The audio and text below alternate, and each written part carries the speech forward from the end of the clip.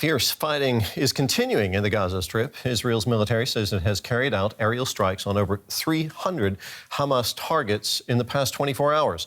These images show Khan Younis in the south of the territory. Strikes have also been reported in the north of the Gaza Strip. Hamas-appointed officials say scores of civilians have been killed. Let's bring in Ahmed Bayram here. He's a spokesperson for the Norwegian Refugee Council and joins us from the Jordanian capital, Amman. Thanks for being with us. Ahmed, we're looking at a pause of at least 4 days here in the fighting in Gaza. How much aid can organizations like yours achieve? How much relief can you provide in that amount of time?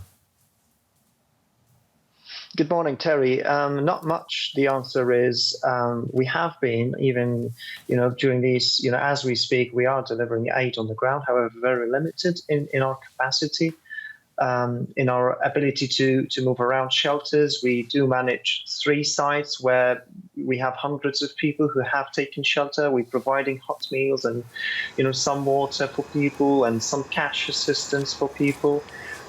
This is a fraction of what we can really do if we have the right conditions during these 4 days. I mean, this is also very little time for us. Just to give you an example, we have 10 trucks of aid that are waiting to be delivered into Gaza. 4 days is not enough, given the administrative, given the logistical, given the screening that the aid has to go through. It's a long process. It has to drive. A bottle of water has to travel over 100 kilometers before it can make its way into Gaza. This is very little time for everyone. This is why we are saying 4 days of, a pause is nowhere near enough. We need a long sustained ceasefire. So our teams on the ground, 50 of them or more at the Norwegian Refugee Council, can go out and deliver and provide much needed aid.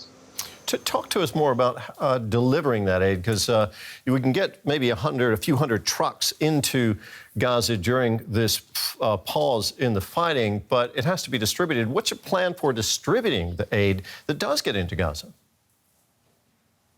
Yes, as of now, we do rely on the Gaza market because we haven't managed to bring in any trucks for the reasons I've just given.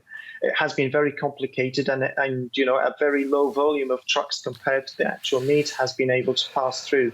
What we need on the ground, what we plan to do, is to deliver hot meals, to deliver shelter support for people in shelters, blankets, mattresses, pillows for the hundreds who have, left their homes with nothing on them. Drinking water as well is a big challenge. We can't do this without the fuel, without the guarantees that our aid workers will be able to operate safely. Not just us, of course, everyone else. I think the needs on the ground are so massive. You're talking about the heavily wounded who are waiting for treatment, for surgeries. You are talking about children who are traumatized by this. What we are saying, don't give these children safety so you only take it away from them in a few days. Keep it safe and keep that ceasefire going. Now, many organizations and governments welcome the humanitarian ceasefire deal, of course, but they're calling for a longer-term solution here. How optimistic are you, Ahmed, about reaching such a solution in this case?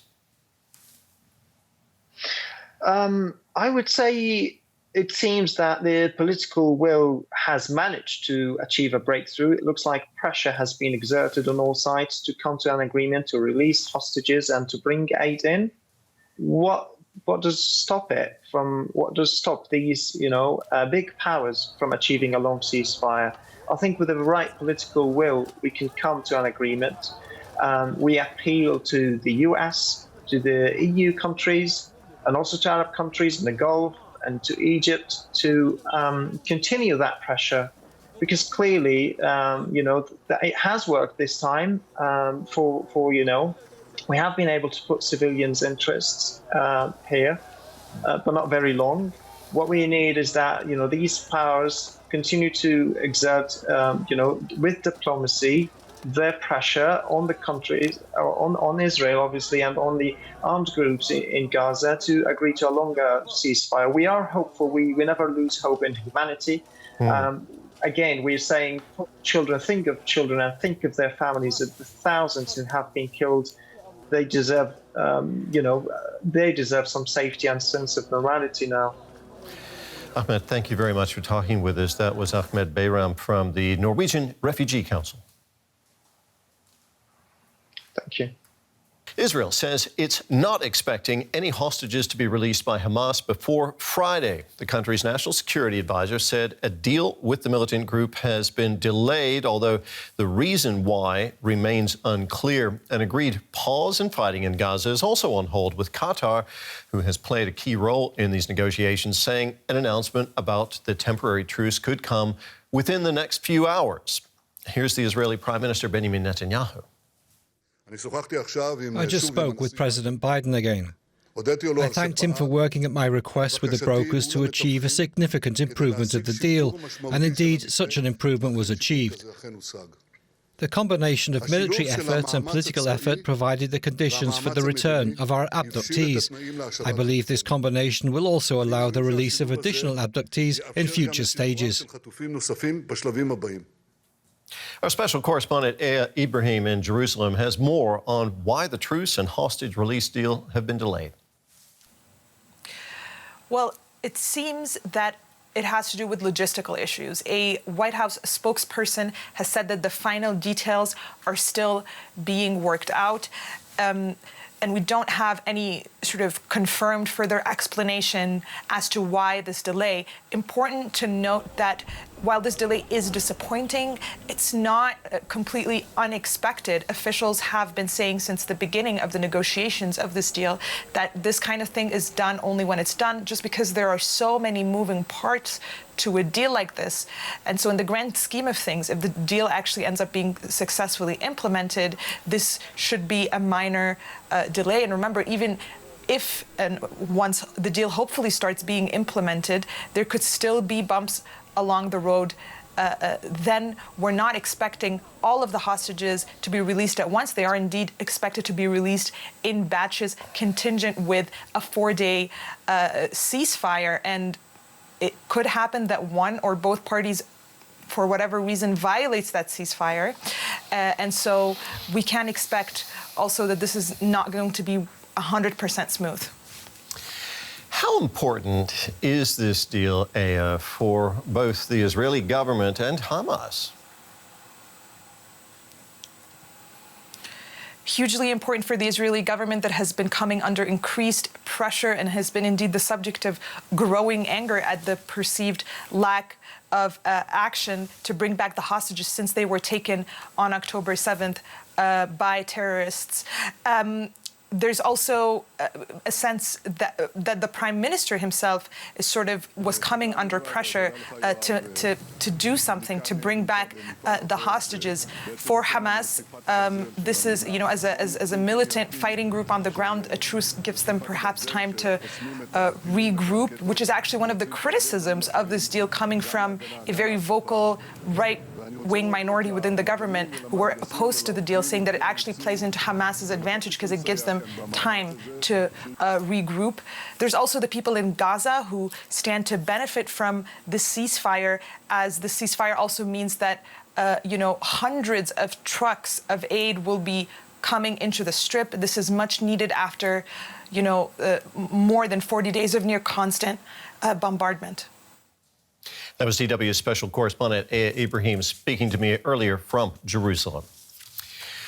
Well, for more, let's bring in Joost Hilterman, Director of the Middle East and North Africa Program at the International Crisis Group. Thanks for being with us. Joost, this ceasefire agreement has been weeks in the making. Walk us through what you know about this, how this tentative deal was struck. Good morning, Terry.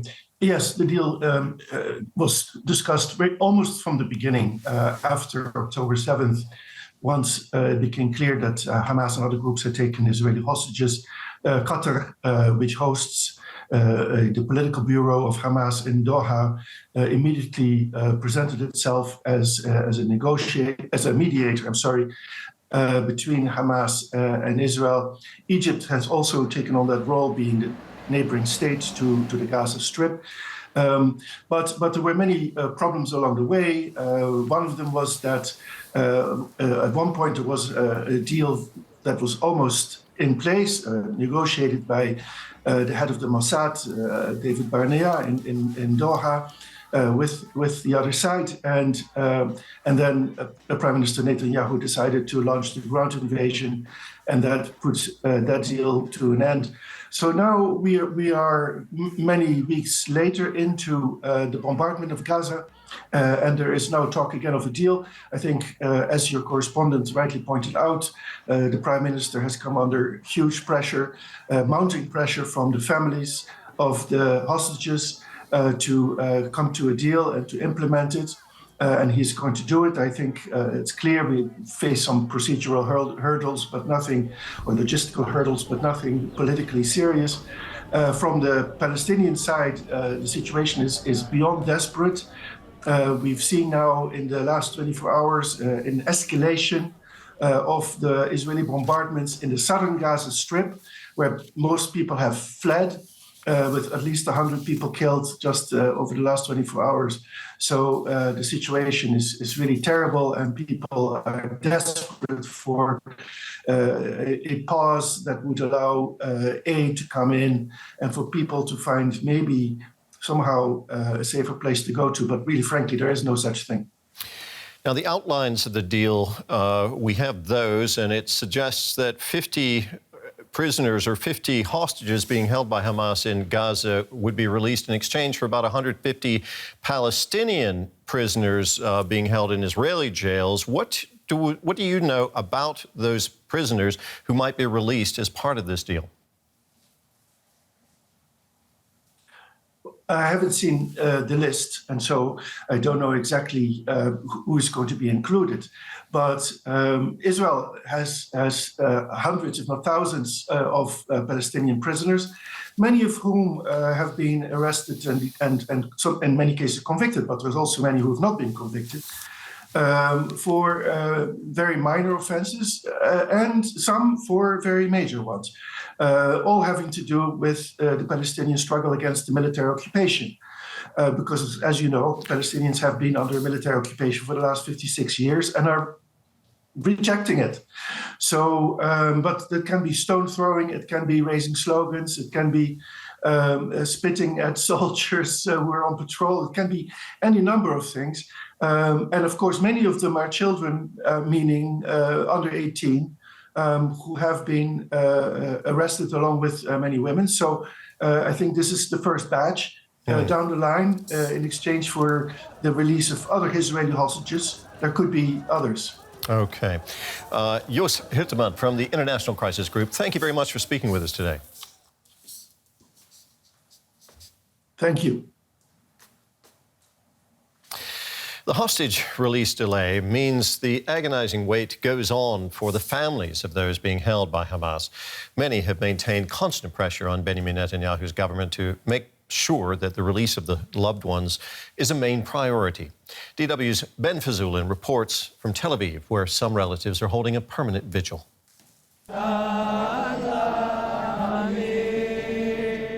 This has become known as Hostage Square in downtown Tel Aviv.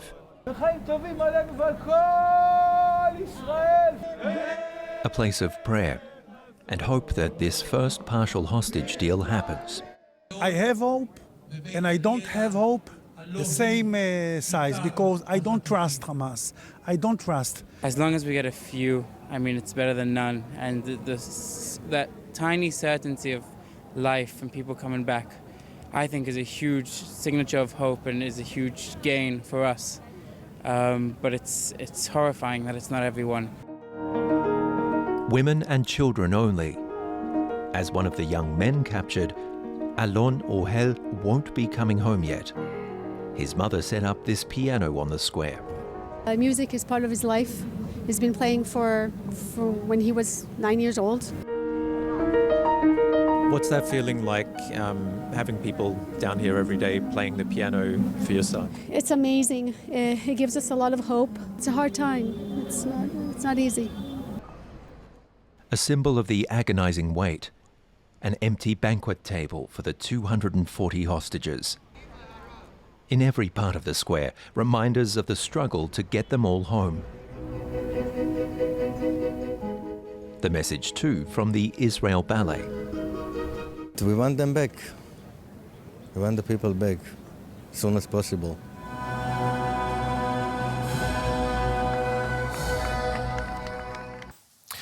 Well, as we wait for the hostage release deal to be implemented, Israeli media are reporting that an agreed pause in the fighting in Gaza has also been delayed. I spoke to Mike Martin, a former British Army officer and senior fellow at the Department of War Studies in King's College London. I asked him about how difficult it is to arrange such deals. It's super complicated. I mean, you need three things, really. Both sides obviously need to want to come to a deal, and it's taken actually some time with this particular deal for both sides to want to be in that place. You need an intermediary, an interlocutor who's trusted enough by both sides to conduct that diplomacy, initially shuttling between the two sides. And I think that highlights the importance of Qatar here. And then, of course, you need, once the deal's going through, you need someone to watch it and make sure that the terms are verified. So, as you say, very complicated to get those three conditions in place. From a military point of view, how complex is an exchange of hostages and prisoners, which this deal foresees?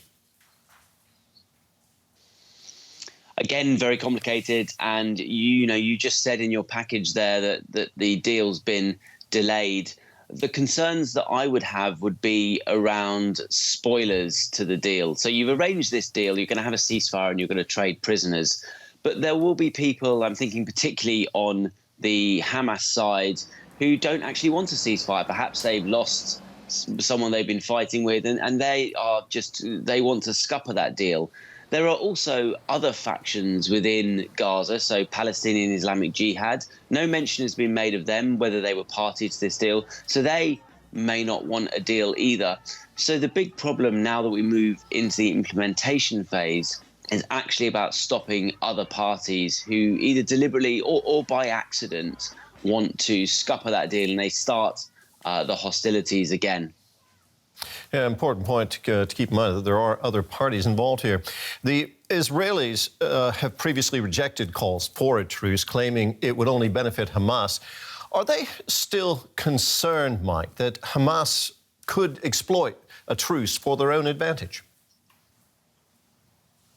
Very much so. And I think they've got good cause to. So one of the points of contention in the negotiations was whether the Israelis would be allowed to continue overflying Gaza. So Hamas wanted a stop to all, or a pause during the ceasefire to all Israeli overflights. And so, of course, the fear is that Hamas will use this period to restock, rearm, move supplies around, get rockets in position, ready to go again once the pause comes to an end. So I think that is a valid fear of the Israelis.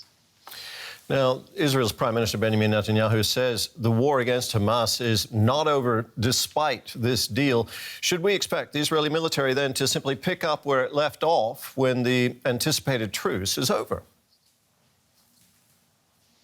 Terry, I wouldn't be so sure here because pauses have a tendency to become ceasefires and ceasefires have a tendency to become longer ceasefires. Both sides, Hamas have said that their finger is on the trigger and Israel says they're going to go again. But actually, we've already seen, we haven't even started swapping or returning the hostages, and already it's been delayed by a day. So one assumes the ceasefire is going to be a day longer at the other end. And what the pause in fighting allows both sides to do is to sit back and look at what's happening and say, actually, maybe this fighting isn't achieving the political goals that we want it to. So perhaps we could use this pause and allow it to develop into a longer ceasefire. But of course, we shall have to see. Mike, thank you so much. That was Mike Martins, a senior fellow at King's College London.